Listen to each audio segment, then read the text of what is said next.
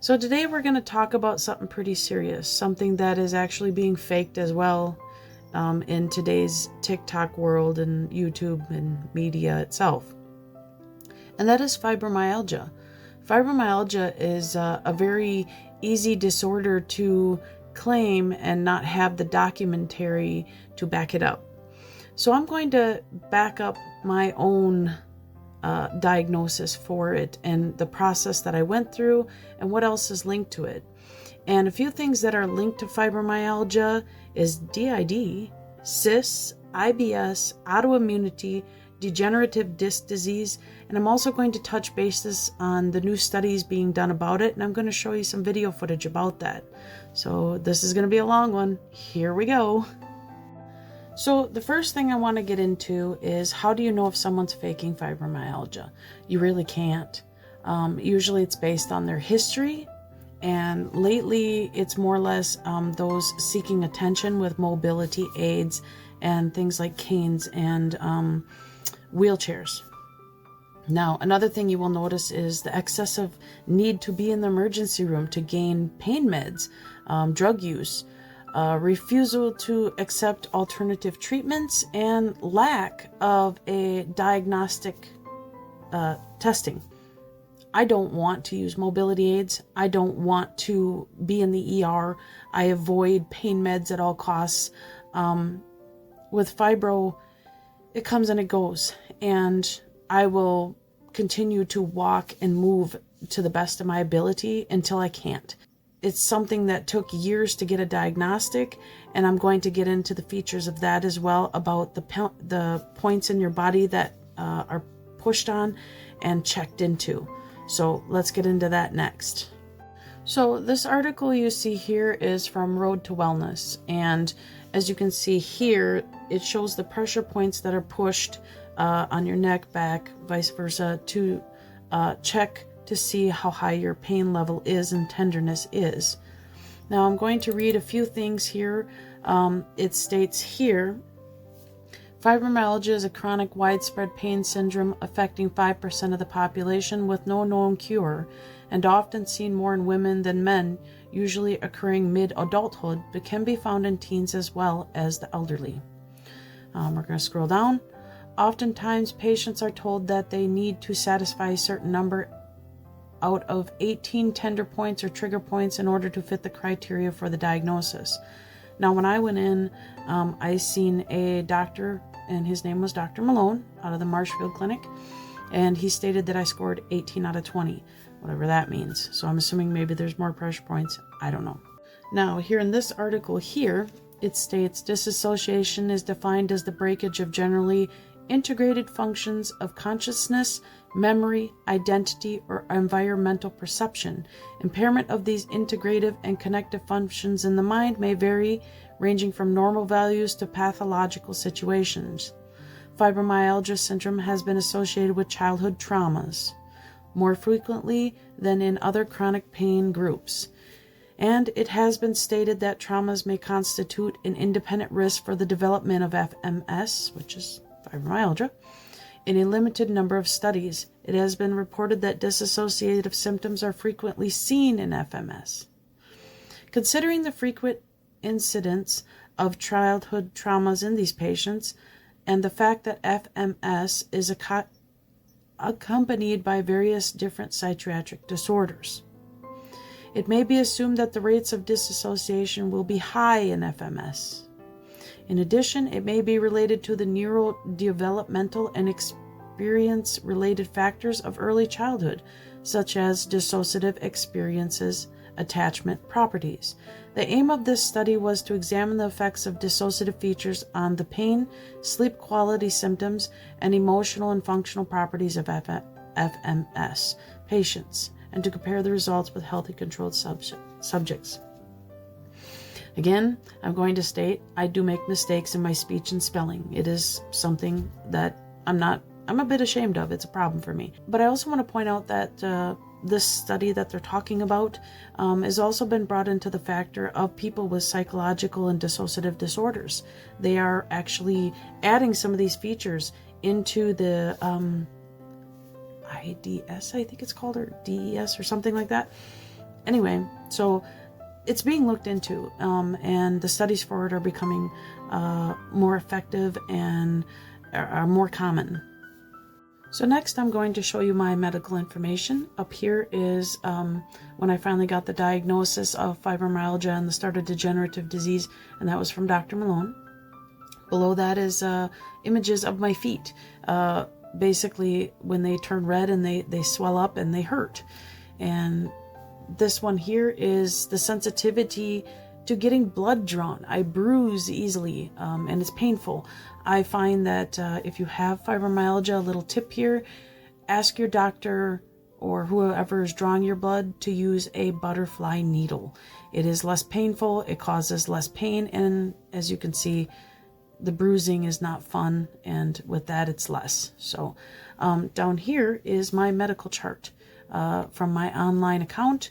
It shows the issues that I have, the current issues, problems, and etc.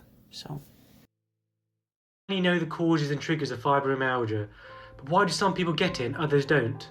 I'm Dr. A, GP based in the UK, and patients often ask, why am I vulnerable or predisposed to getting fibromyalgia? Well, the answer lies in the first 18 years of your life.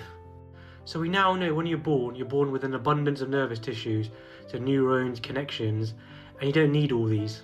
And as you mature and grow, in particular in the first 18 years, you make connections and neurons that your body keeps, but also it gets rid of the ones it doesn't need. The immune system is also maturing at this point as well. And we now know having a particularly traumatic event in these years, mental or physical, like a bereavement, a family divorce, or a severe sporting injury or severe sporting activity, these connections are made and remembered, and this can predispose you to having a sensitized nervous system in the future. So in the future, it might take getting a simple bacterial infection that might trigger IBS that continues, or having a severe mental health incident or breakdown or a physical trauma like a car crash that sensitizes the nervous system everywhere and you get fibromyalgia. And in reality, it's a bit more complex between autoimmunity and all these conditions I've mentioned. But it's important for us to know, because if we can go back this far and ask the right questions, we can find out what the root cause may well be so that we can target treatment to help you feel better quicker. So next we're going to get into another article under PubMed. It talks about the dissociative features of fibro, so basically how DID and Fibro kind of connect. So here it states fibromyalgia syndrome, FMS, is a disorder categorized by chronic and widespread musculoskeletal pain and other concomitant symptoms. Here it states pain, physical function, and emotional status appear to be associated with dissociative features in FMS. Studies are required to define these relationships and improve treatment. Now, part of this article includes some studying, and that's this here. And I'm just going to read what's highlighted. Pain, fatigue, and non-relaxing sleep problems, occupied by other symptoms such as headaches, paresthesia, and an irritable colon or bladder. Boy, do I relate with that. We're going to get into that as well. Fibromyalgia syndrome is a medically unexplained condition with no biological test for establishing its diagnosis. Several entities have been mentioned, including central and autonomous nervous system dysfunction and various neurotransmitter imbalances, hormones, and psychiatric features.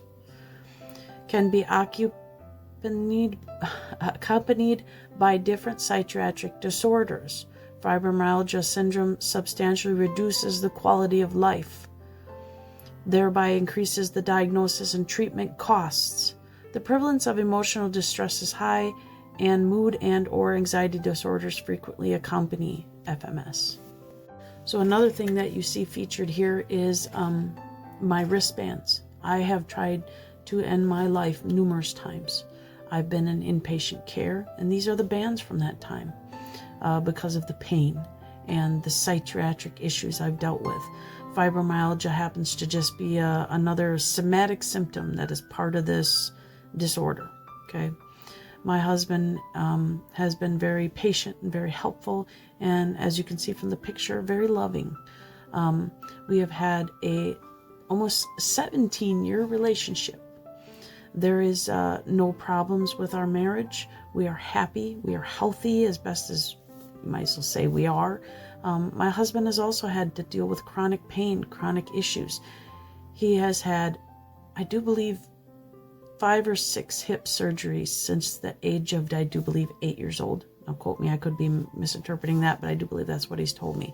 And I have been there for 3 of those hip surgeries, helping him when he needed it. Now, why do I bring that up? Well, there has been people trying to harm us, basically making comments and making various sites, even on Reddit, trying to mock my marriage, mock my family life, even mock my cooking. Why? I think it is because they want to have something to pick at. I have been fortunate to have a really great team to help try to take down sites that are attacking my family and me. The people that are doing this are not healthy. They need psychiatric care, and that's all I'm going to say about it. And I'm not going to mention who these people are. They just can't find happiness, I guess. So next we're going to get into the cyst part of this deal. Fibromyalgia is known to cause cysts, and as you can see in the various pictures, trigger warning, I've had many removed.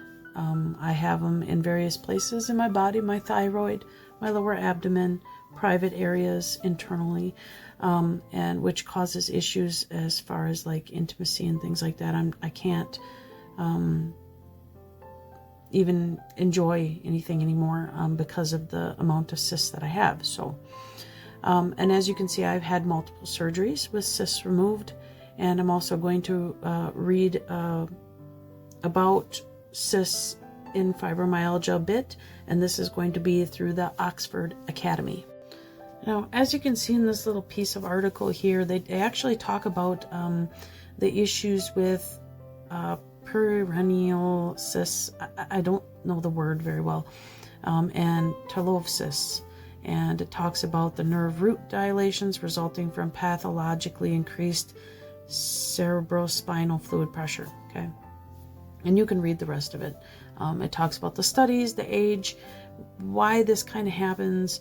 The whole article is really well written, and it gives great results on combining why fibro and cysts kind of linger together. It has a lot to do with the vagus nerve and the mirror neurons and all that. So next is fibromyalgia and how it is related to IBS issues. And this is going to be through WebMD. And it states fibro and IBS and what's the connection.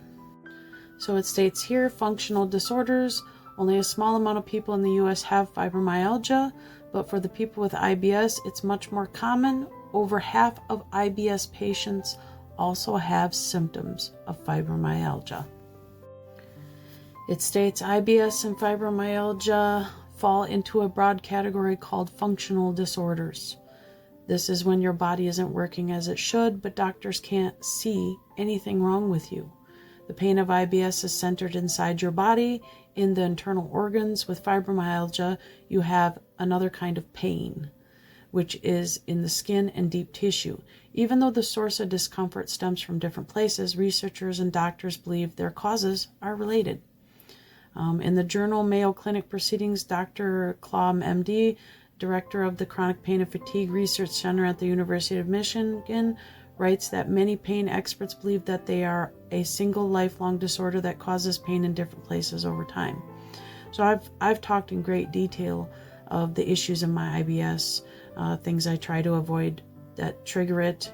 One is if I have a can of soda and it has an extreme amount of carbon, it can stick me in the ER immediately with pain from the gas that's in it. So I avoid pops. I avoid fried foods. I avoid really odd things that carry gases like cucumbers, lettuce. I can have them to a point, but it has to be in variation. Also, I avoid huge amounts of food. It is better to eat small and stay safe than to overload and then have an issue.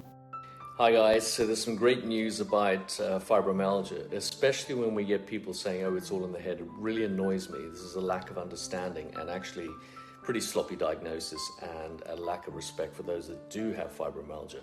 So basically there's a new study that shows that fibromyalgia is likely the result of actually an autoimmune problem. So the King's-led study in collaboration with the University of Liverpool, there's new research from the Institute of Psychiatry and Psychology and Neuroscience at King's College London. Now, this is in collaboration with the University of Liverpool and Karolinsk. I hope I pronounced that right. This institute has shown that many of the symptoms of fibromyalgia syndrome are caused by antibodies that increase activity of pain sensation in the nerves throughout the body. Now, the results show that fibromyalgia is actually a disease of the immune system rather than currently held views that originates in the brain. So this study that's published today in the Journal of Clinical Investigations, wasn't today, a few days ago, I think, demonstrates that the increased pain sensitivity in muscles and weakness reduces movement and also reduces the number of small nerve fibers in the skin, typically of fibromyalgia patients, and of all the consequences that the patients have and the antibody reaction to that. So what does this mean? This means that finally now we're looking at proper research. So when any of you have ever been to a doctor or a medic and they say things to you like, oh, it's all in the head, you can actually now refer them to this study. So if you go and look up on the internet on this study, you'll see that we're now making finally strides and breakthrough into fibromyalgia and understanding it. Anyway, that's great news for everybody with fibromyalgia and all my patients that come to see me with it. And last, we're going to get into fibromyalgia and degenerative disease and the issue with rosacea. And as you can see in this article, it talks about the degenerative part of this, which is something that happens over time, which can lead to pain, stiffness, reduced mobility. Talks about the common symptoms, which is back pain, stiffness, numbness, tingling in the extremities, muscle weakness, etc. DD is a natural part of aging, but factors like injury, repetitive strain, and posture can accelerate the process. Severe child abuse also has a link to it. When your body is abused over and over, it has a tendency to be in a hypertension sensitive mode. Shared symptoms include both conditions can cause pain, stiffness, fatigue, making it difficult to distinguish between them.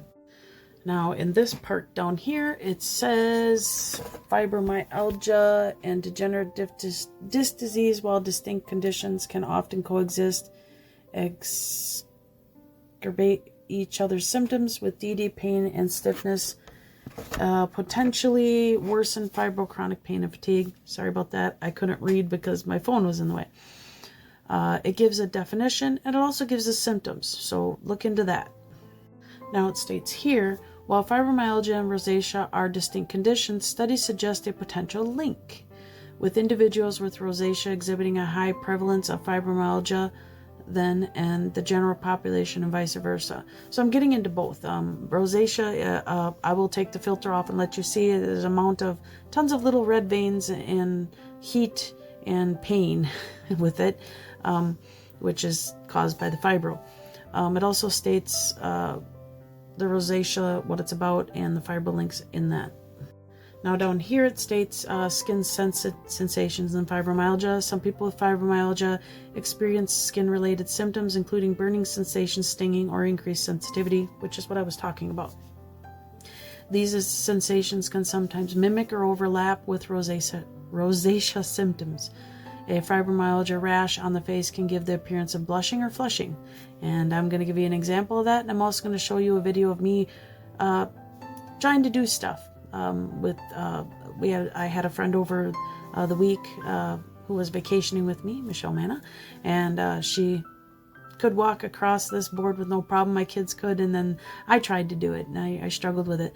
But that's the idea, is to keep moving and keep trying. So here we go with that.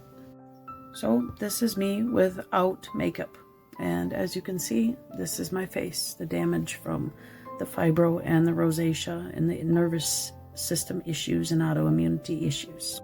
Go, Mom. You got this. It's not hard, I promise. I don't know how I did both things. Come on, you can do it. You can do it. Oh, no. Oh. I have fibro. No.